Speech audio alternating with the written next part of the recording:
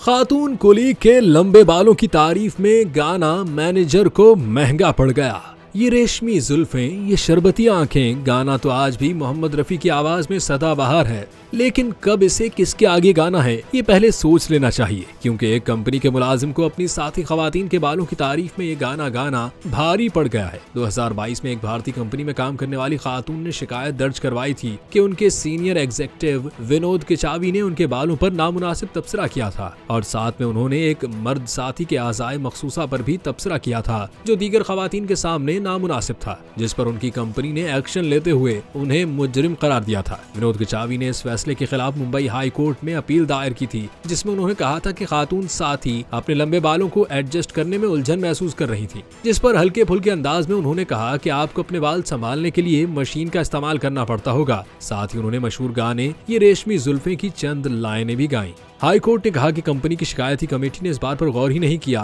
कि आया दरखास्त गुजार के मुबैना अमल को वाकई जिनसी हिरासानी समझा जा सकता है या नहीं।